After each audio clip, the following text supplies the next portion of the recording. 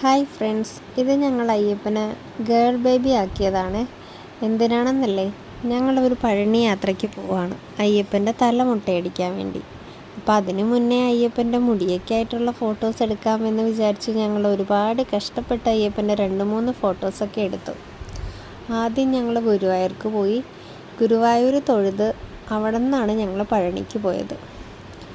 വണ്ടിയിൽ കയറി എല്ലാവരും റെസ്റ്റിലായി. കുറച്ച് പേര് കിടക്കണം, കുറച്ച് പേര് ഇരിക്കണം. പിള്ളേരെല്ലാവരും ഭയങ്കര കടിയും മേളവും. അയ്യപ്പനും ചിന്നുമാണ് വണ്ടിയിൽ നല്ല ഓളം ഉണ്ടാക്കിയത്. 2 പേരും ഭയങ്കര ചിരിയും കളിയും പൊരുപ്പും ചാട്ടവും അടങ്ങിയിരിക്കത്തേയില്ല. അങ്ങനെ ഞങ്ങൾ പഴനി എത്തി. വൈകിട്ടോടെ ഞങ്ങൾ പഴനിയിലെത്തി. അപ്പം തന്നെ എല്ലാവരും കുളിച്ച് ഫ്രഷായി അയ്യപ്പനെ മുട്ടയടിക്കാൻ കൊണ്ടുപോയി. അയ്യപ്പൻ കരഞ്ഞാകെ സീനാക്കും എന്നാണ് ഞങ്ങൾ വിചാരിച്ചത്. പക്ഷെ അയ്യപ്പൻ പതിയെ ഒന്ന് ചിണുങ്ങിയുള്ളൂ. അനങ്ങാതെയൊക്കെ ഇരുന്ന് കൊടുത്തതുകൊണ്ട് ആ ചേട്ടന് വലിയ റിസ്ക് ഒന്നും ഇല്ലാതെ നല്ല രീതിയിൽ മുടിയൊക്കെ കളഞ്ഞ് നല്ല മുട്ടത്തലയാക്കി എടുക്കാൻ പറ്റി. മുട്ടത്തല എടുത്തു കഴിഞ്ഞപ്പോഴേക്കും അയ്യപ്പനോട് മുടി എവിടെ എന്ന് ചോദിച്ചപ്പോൾ അയ്യപ്പൻ തലയിൽ തൊട്ട് മുടിയില്ല എന്ന് പറഞ്ഞു. പിന്നെ ഞങ്ങൾ അയ്യപ്പൻ അവിടെ നിന്ന് നേരെ ചന്ദനം പൂശാൻ കൊണ്ടുപോയി. ചന്ദനം പൂശി അതെല്ലാം കഴിഞ്ഞ് ഞങ്ങൾ പഴനിമല കയറി.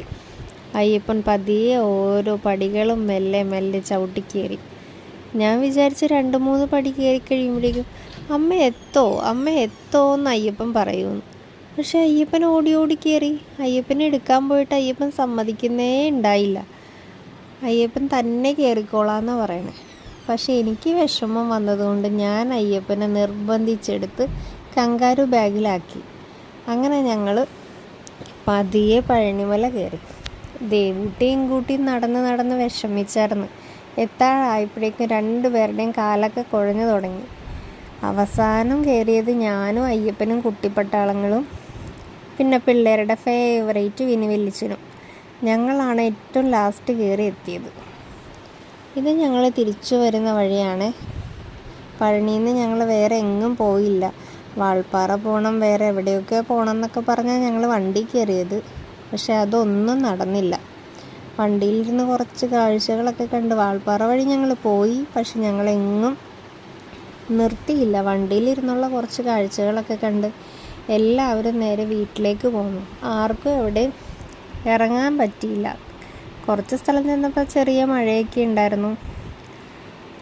പിന്നെ ഞങ്ങൾ കാഴ്ചകളൊക്കെ കണ്ട് അങ്ങനെ ഇരുന്നു വണ്ടിയിൽ തന്നെ. കുറേ പേര് ഉറങ്ങി. മല കയറി ക്ഷീണിച്ചതിൻ്റെ ഒക്കെ ആയതുകൊണ്ട് ആരും ഇറങ്ങിയില്ല. ചിന്നുക്കുട്ടി ഇടയ്ക്കിടയ്ക്ക് ഓരോ ബഹളങ്ങളൊക്കെ വെച്ച് ഇടയുന്നുണ്ടായിരുന്നു.